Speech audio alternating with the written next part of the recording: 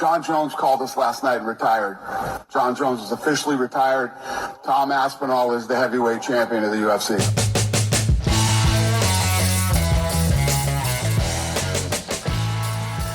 Welcome to the Fighters Forecast. All right, you heard that. It happened. UFC Baku, post-fight press conference. Dana White is sitting there. A reporter asks, what's the status of the Jon Jones fight? We're all wondering it all the time. He announces Jon Jones retired. Now, what in the world? I mean, I cannot believe we're in the world where Jon Jones, arguably the greatest MMA fighter of all time, gets retired at a post-fight press conference in Azerbaijan. But yeah, so that's what this episode will be about. But before we get into it, let me give you a quick rundown in how we got here, how we got to this point, how Tom Aspinall became the undisputed heavyweight champion in 2025. So let's give you a quick rundown. March 2023, Jon Jones moves up to heavyweight, defeating Cyril Gane after his insane light heavyweight run at UFC 285, becoming the undisputed champion. Then in October of that same year, he was scheduled to fight Stipe, but he tore his pec. Had to get postponed into later in 2024. But in November of 2023, UFC booked an interim heavyweight title fight between Tom Aspinall and Sergey Pavlovich at UFC 295, which, as we remember, because we broke that fight down, Aspinall won via first round KO. Then he defended his interim title, something we don't see very often, in July of 2024. So we had an interim heavyweight champion this time. But then in November, Jon Jones returned, defeated Stipe, all this, with Aspinall as the backup fighter. So this is kind of where all of it started in my head, right? After Jon Jones defeated Stipe was kind of the last thing he had to get through. And then Jon Jones defeated him. So we all thought it would be Tom Aspinall next, right? It had to be Tom Aspinall next because that's how interim titles work. You don't defend an interim title, especially more than once. You fight the champion. But we weren't getting that, you know? Dana White was repeatedly saying the fight was going to happen. He's quoted as saying, just a matter of when. Jon Jones wanted to delay his training time a little bit. Aspinall was clearly frustrated. He's quoted in saying it's been a lot tougher than other layoffs just because he had no idea what was going to happen. He just wanted to fight for the title. He didn't care if it was Jon or not, but he just felt like Jon was holding up the division. So by June of this year, it was pretty clear that something was going to happen soon. I think we've all felt that before International Fight Week, something was about to boil over.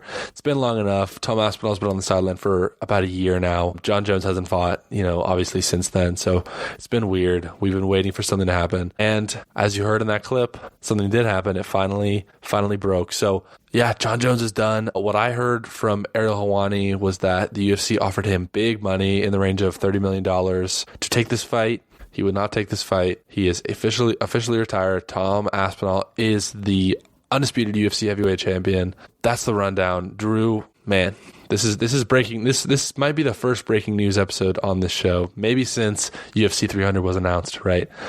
What is your opinion on all this? And we have a lot to talk about here, but just give me your initial reaction when you heard about all this going down. Yeah, it was funny because what happened was I was listening to I was at work, but I was watching the UFC Azerbaijan, and the fights obviously ended. We will break that down much later, but yeah, that's old news now. It feels like that's irrelevant right now. Yeah, but I was just waiting. I got a notification on my phone from Dana White, because Dana White kind of because I have the notifications just turned on in case he live streams and there's a surprise announcement or something like that. And it happened to be the post-fight press conference, and I clicked on it. It was probably 6 or 7 minutes after the actual interview had started, and I hear something about Tom Aspinall, and that's all I hear. All I hear is Tom Aspinall, and then it tries to catch up, because I guess it was buffering on a certain timestamp, and then it caught up, and it just wasn't related. But what ended up happening was didn't know what it was about. So I was like, oh, did they finally announce the fight between Jon Jones and Tom Aspinall?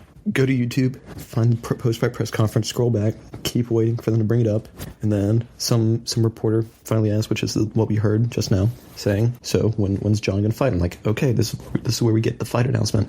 And I hear, yeah, Jon Jones is retired. We're moving on. And it was surreal at first. I guess I kind of didn't believe it fully, mostly because we hadn't heard anything from Jon. Whenever Jon had his announcement on Twitter, then I kind of started believing it. But it was just a weird situation because I genuinely thought that Dana White was kind of doing what we had talked about in the previous episode, where he is like, oh yeah, forget Jon.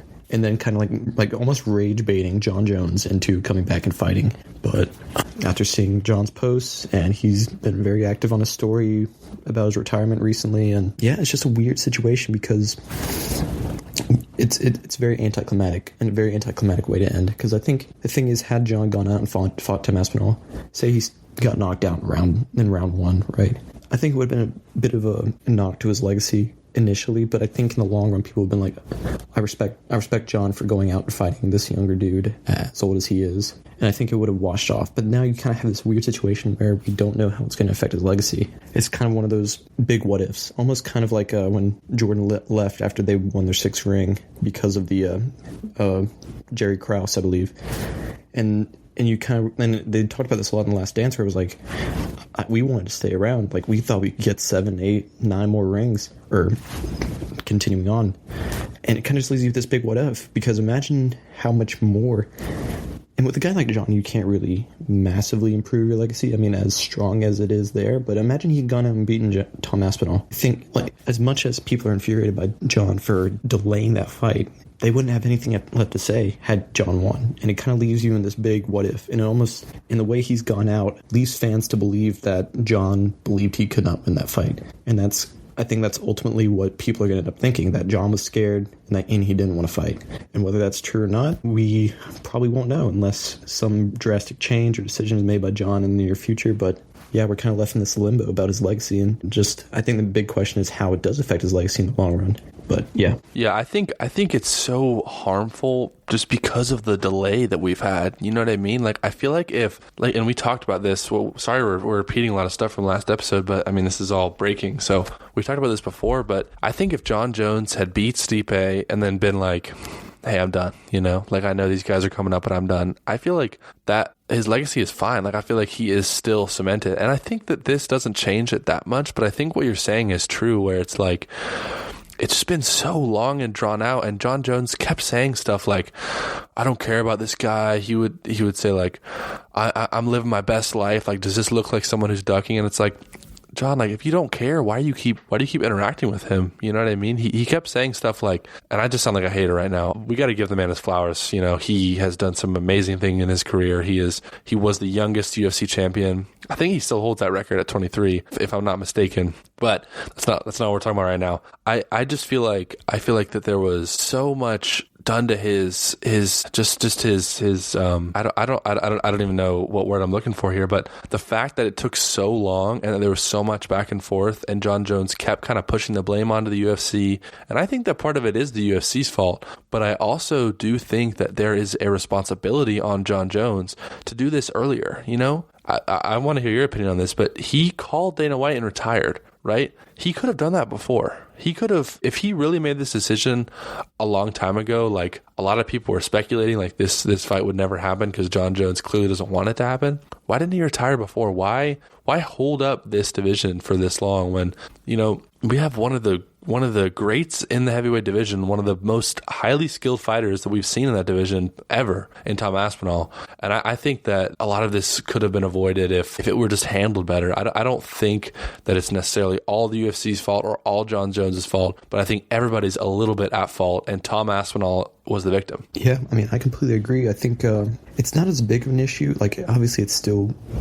like, very bad that, I mean, Tom Aspinall took almost essentially a year off anticipating this fight. But, I mean, it's not as bad at heavyweight just because, I mean, there's more longevity there. But still, it's very significant for Tom to be, like, mentally preparing for this fight and then honestly be, like, very underwhelmed going forward because, I mean, and I guess that was kind of the issue with the heavyweight division in general, because you have a guy like Tom who's probably the biggest, I mean, I'd say arguably the closest challenger that Jon could fight. I think there's not really anyone else in that division I think really gives Jon a super tough fight. I mean, we saw what Jon did at Cyril Gane. Not to say that Jon could be affected by his age, but the issue is that... But we've never seen it, right? Like, we've never seen Jon Jones look a step slower, which is why it was such an intriguing fight. Exactly. And then the issue is that you have a guy like Tom who people were trying to compared to this level of Jon Jones, which arguably with the performances that Tom had, it was valid to be like, hey, I think Tom can go out there and beat Jon Jones, which I think if you look at the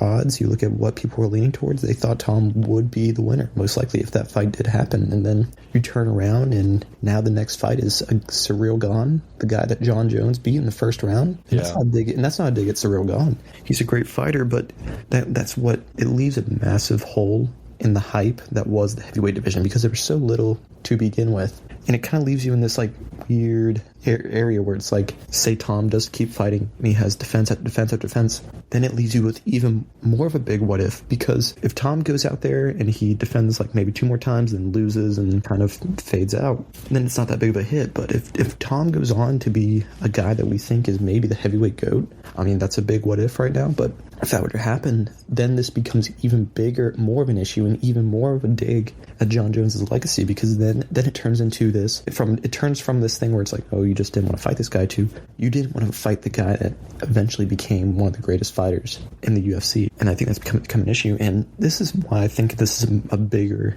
deal to Jon's legacy than normal stuff, right? Because regardless of, even if Jon did go on to have this fight, there were a lot of issues with Jon outside the UFC. Way too many to list. The reason I think this is a bigger dig is that even casual fans or people that rarely know anything about the UFC are digging on Jon about this. Like in the past, it's like you could have a thing where it's like Jon hit a pregnant lady and ran away from the crime scene. That was a big issue. Casual fans and people that kind of just knew of the UFC through extension didn't really either know about that or care about that. They just saw Jon Jones, this guy who was an absolute unstoppable force, and they're like, oh, this guy is like the GOAT, this guy's the best. And now I have these same people, because I had friends reaching out to me who aren't really big in the UFC, and they were like, oh, when's that Jon Jones Tom Aspinall fight happening? Like, it's good, it should happen, it should be announced soon. 3 months would pass, the same question would pop up, and now we have this, and they're like, what happened, what's going on? And I was like, I don't know, I guess Jon retired. And it's kind of like, oh, come on, man. Yeah. And that's kind of the response I'm getting. And I think in the grand scheme of things, it's a bigger issue because casual fans and people that kind of know that the UFC through extension of people like us who are really into it are kind of going to look down on it in the future. Like, imagine if Tom Brady had retired from the NFL, the second Patrick Mahomes came into the NFL, or someone similar to that skill level, it would have been more of a hit on his legacy in the long run. And I think that's kind of the issue we have here, and I could be completely wrong. Like, in the future, maybe people completely forget about this and it even happening. It's just one of those weird ways that someone leaves their career. But for right now, it kind of leaves a lot of speculation for how people look at Jon's career down the road. Yeah. Something I think that people aren't really talking about also is like how it affects Tom Aspinall's legacy. You know what I mean? Because like, let's look at the heavyweight top 10 right now. Let's just do a little deep dive here. So you've got Derek Lewis, Sergey Spivak, and I'm obviously going 10-1 here. Sergey Spivak, Marcin Tybura, Waldor Cortez Acosta, Jalton Almeida, Curtis Blades, Sergey Pavlovich, Alexander Volkov, Ciryl Gane. It's not updated yet, but obviously Tom Aspinall's the champ. So tell me a name on that list. So first of all, Tom Aspinall's already beat everybody in the top 5 there except for Ciryl Gane. Tell me a name on that list of top 10 that you would pick out and be like, man, that fight is so huge for Tom Aspinall's legacy. That guy has made his way up. I mean, Drew is shaking his head. Like, that is not a reality. Like, this is the thing, right? You go to the comment sections after this announcement, and people are like, does this mean we're getting Aspinall versus Pereira? This is how... And this isn't to say that the heavyweight division is bad, per se. I mean, the top 5 is relatively decent. It's kind of just... I think... It's just stagnant, though. Like, there's nothing new except for... except for the guy that we're talking about, Tom Aspinall. He's I think the issue is that Tom Aspinall stands out so much from the rest of the division that it kind of makes the division look bad. Yeah. You take Tom Aspinall out, then you're like, oh, this is like a relatively competitive division. Yeah. At least if you're looking from the top 6 up. Yeah. But then you have a guy like Tom Aspinall who's going out and dog walking every single fighter that he's facing within the first 3 minutes. And you're like, who are these cans? Yeah. And then you have a guy like Jon Jones who comes off his couch at 38 years old and beats Ciryl Gane. And that brings that, he creates that same effect effect. And that's the issue. There's so little hype for the division. I mean, how the heck is Tibura still a top 8, number 8 in the world at heavyweight? When's the last time that guy won a fight was against Mick Parkin, the GOAT. But we don't need to get into that conversation tonight. That's another 3-hour episode right there. Next documentary is going to be just Mick Parkin, right? Yeah. But I mean, that's the issue. You have a guy like Tom Aspinall and I think part of the issue is that you have Jones, who has created so much hype for Tom Aspinall to where anything after that is extremely underwhelming. Yeah. And let me, the reason I say it affects Tom Aspinall's legacy too is, I'm just thinking, 3 fights down the road. Let's say Tom Aspinall fought Cyril Gane, beat him, then he rematches Volkov again, beats him, and then let's say, I don't know, Jailton Almeida makes a run, and it's Jailton Almeida for a third, for his... I think those 3 wins in a row do less for his legacy than 1 win over Jon Jones. And I don't think that's that controversial to say. You know what I mean? I think this is going to be, unless we have some spark in this division, which we will. That's how the UFC works. You know what I mean? There's always, if you look 3-4 years ago, Tom Aspinall wasn't. You know what I mean? These guys recycle. There's always new. But I just feel like a win or even a loss against Jon Jones would have done so much for. Obviously, a loss, not as much, I'm not saying, but just the fact that fight would have happened in that division would have given it so much life, I feel like. And I think it's really hard, and you were alluding to this too, to miss out on the Jon Jones fight and then say, it's Tom Aspinall, Cyril Gane. Good fight, right? Exciting fight. I'm excited to see it, but I don't know, not nearly Jon Jones. And that's just really hard, and it's going to be a lot harder. And maybe this is John's point, it's going to be a lot harder for Tom Aspinall to claim that GOAT status, heavyweight GOAT, and, just whatever he wants in that division without a guy like Jon Jones standing in front of him. He's going to really have to pave his own path and make it exciting in his own way that, doesn't involve kind of stepping off the back of a legend like Jon Jones, Yeah. And even if Tom doesn't turn out to be a heavyweight GOAT or something, say he has 4 or 5 defenses and then kind of not necessarily falls off a cliff, but gets a few losses and then kind of becomes this middle of the pack dude.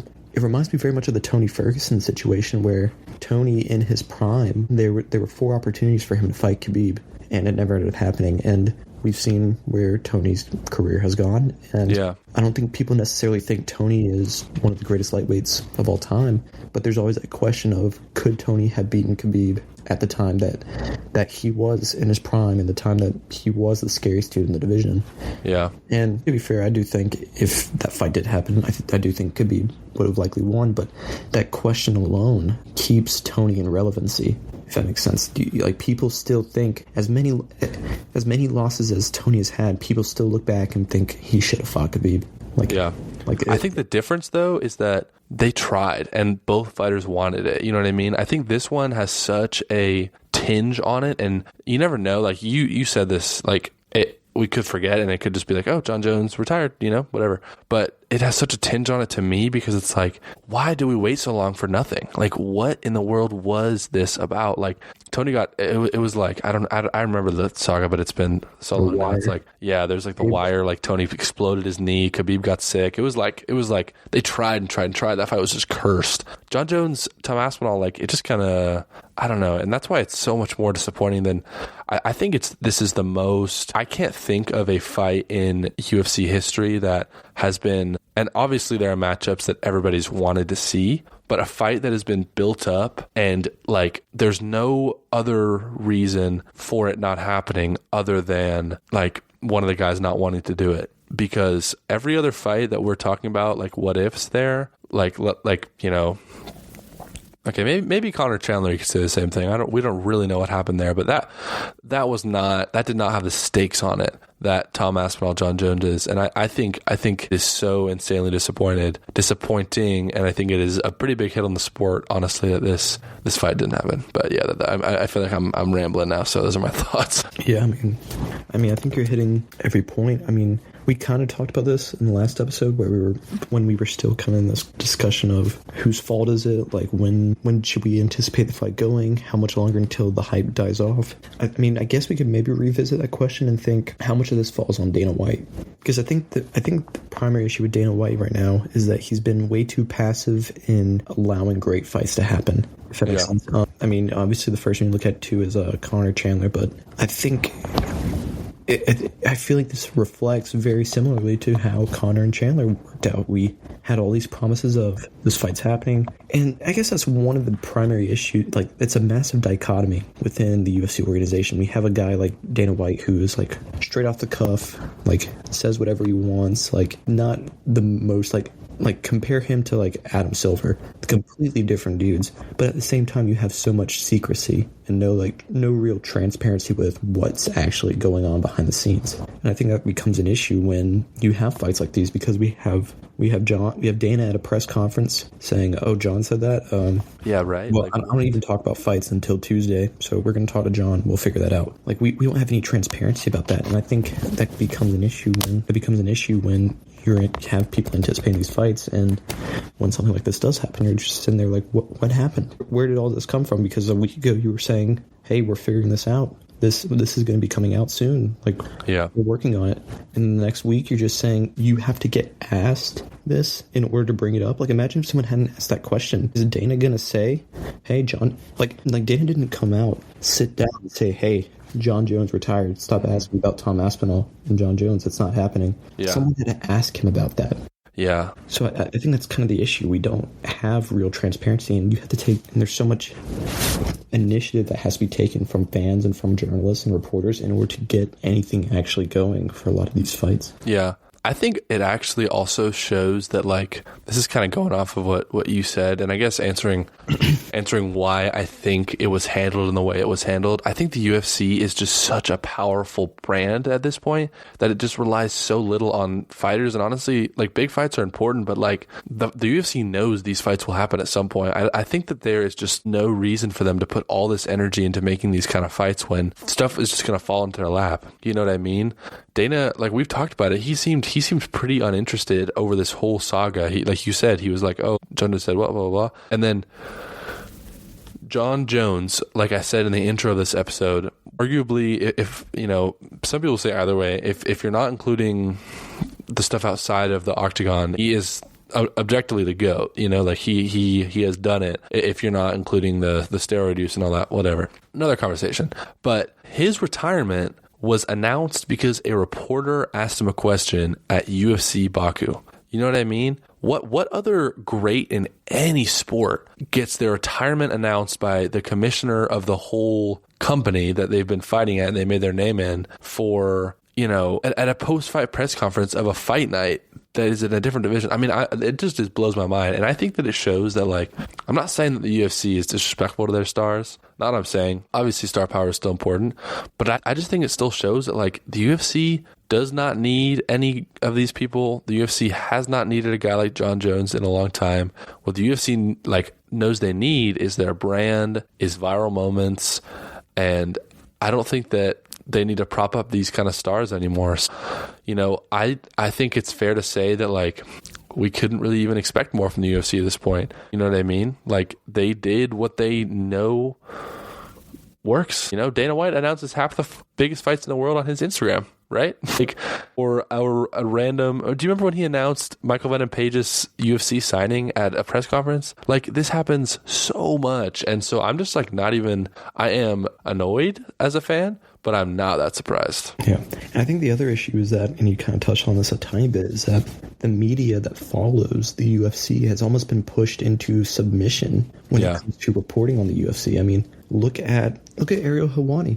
He has been. When's the last time Ariel Helwani has been allowed to go to a UFC fight? Mm-hmm. Like, and I think if we're going back to the press conference, there was no, like, shock, gasp, disbelief. Like, no one asked for Dana to expand on what had just happened. No, because they expected it, right? Like, we heard at the beginning of the clip, the lady was just like, "Okay, thank you," and then moved on to her next question, as if he had just talked about, like, what meal he had after the fight. Like, it's the same thing too with, like, Conor and Chandler. When Conor and Chandler was announced, Dana's just sitting there, and he's like, he just has someone bring out a little note card for him. He's like, oh yeah, by the way, we're doing Connor and Chandler. And, and then he waited for the reporters to give him like a round of applause for making the fight that he was supposed to make in the first place. Yeah. And this isn't all to say that Dana is the bad guy in this situation. There are obviously multiple factors that are at fault here. But in going back to what you said about the death of a superstar in UFC, as true as that is, because obviously most sports, and that was kind of the issue with the UFC. The UFC became popular to the level that it is today because of superstars that brought people that weren't inherently interested in MMA, interested into it purely for the personality of the fighters. Mm-hmm.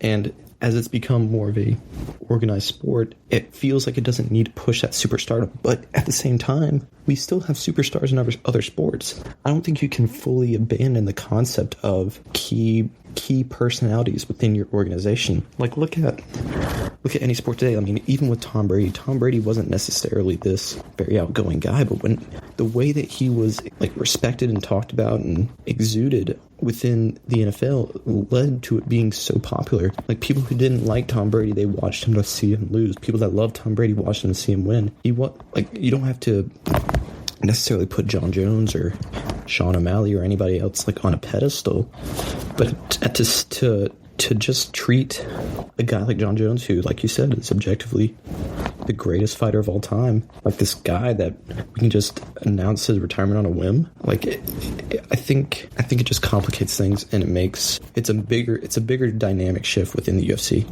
I would say. Yeah, man, oh man. I mean, I feel like we could talk about the implications and everything for hours and hours. I think that there's going to be a lot more coming out. Obviously, the next steps here are announcing Tom Aspinall's next fight, right? I mean, MMA retirements don't tend to stick. We have a lot of examples of that happening, but this one does feel like it has been drawn out enough. And Jon Jones did say stuff like, I haven't trained in 6 months, all that kind of stuff. So I feel like it's going to stick. I would like to see Tom Aspinall, Ciryl Gane. I think that's kind of the consensus there. I'm sure that you agree. Crazy, crazy stuff. I feel like it would be a good way to end this segment with just a little quick rundown of Jon Jones' career, because I feel like a lot of the talk today has definitely been kind of anti-Jon Jones a little bit, and I think that's fair based on the circumstances, but I feel like we do got to give props to a legend, So just some of his accolades, let me get this up here 1 second. I had it up and I lost it. Okay, here we go. Made his UFC debut in 2008 against Andre Gusmao. Wow, that's crazy. UFC 87. Unreal. So he defeated Shogun Rua in 2011 to become the youngest champion in UFC history at 23. In his first title reign, he beat legends like Quentin Rampage Jackson, Lyoto Machida, Rashad Evans, Vitor Belfort, Chael Sonnen, Gustafsson. That was an insane war. Glover Teixeira. Obviously, he's had his controversies. We don't really need to get into those. But, he returned in 2018 after a lot of those controversies happened to reclaim the title, beat some great guys, moved up, did what he did at heavyweight. So got to give props to, if not the GOAT, one of the GOATs in the sport, and it will be sad not to see him against. Drew, do you have any last words for Jon Jones before we get closed off on this one here? Yeah, I mean, in my personal opinion, I think Jon Jones is the greatest fighter of all time. I think you can't look. Obviously, he has his controversies, and I think if you genuinely go and you look at every single Jon Jones fight, apart from some fights that people will debate about, I mean, Dominic Reyes being one, Gustafsson one being one of them, I think Jon Jones has kind of just stood above the rest of the fighters that he's ever faced. And I think he also stands out as an anomaly of fighters in general, because you see fighters that are GOATs who kind of have a prime, and then there's a bit of a fall off. I mean, but we've never seen that with Jon. There's never been a point in Jon's career where you thought that his performance has changed. If anything, you would probably say he's gotten better in almost every single fight. Yeah. Has he gotten a little slower as he aged, as he's moved to heavyweight? Yes, but he still looked really dominant. I mean, there at no point in his heavyweight reign, as drawn out as it was and how limited it was, did you think that he was struggling? That you thought that Jon didn't have a chance? And I think that's kind of the main thing that we're going to take away from here. And I think that becomes the biggest question, where we're left in a situation where we've never had to question Jon Jones's age. And it would be different if it was like Volkanovski in 2 years fighting like a much better version of Movsar Evloev or another fighter like that, and then Volk retiring, and you like because Volk has already kind of aged, and you can see kind of a bit of a decline in performance, regardless of the fact that he's still champion and one of the best fighters in his division. But with Jon, he's kind of been an anomaly of this, and I think that's the biggest issue. It just leaves you with a massive question mark when you look at his career and you think, oh, what if? And I think his legacy is yet to be determined because, I mean, if you're a Jon Jones fan, you're going to be preying on Tom Aspinall's downfall for the rest of Tom's career, because the less relevant Tom becomes, the more of a controversy it is that Jon retires. But if Tom remains one of the best heavyweights in the division, which he obviously is, and his performances have clearly shown, that really makes it look bad on Jon's end. And I think that's kind of the issue here. So it'll be interesting to see how it turns out. Regardless of the situation, I still think Jon Jones is the GOAT. That's probably going to be a controversial statement, but that's my personal opinion. But I do think it does affect his legacy somewhat by the fact that he's retiring the way he did. And I'll leave it at that. Yeah. All right. Well, that was episode 32. Different one for you here, but we felt like we had to get something out just on this whole situation. We hope you guys enjoyed and will continue with us here as we get more episodes going. Please follow. We're on Apple Podcasts, Spotify. We're going to be on all platforms soon. We have a new YouTube channel. Drew's been working hard getting some cool YouTube shorts and shortened videos with some cool clips from what we got going here. So please check that out. The link is in our description. I'll pop it in the description of this episode as well. So yeah, thank you. I'm Henry, and we're out.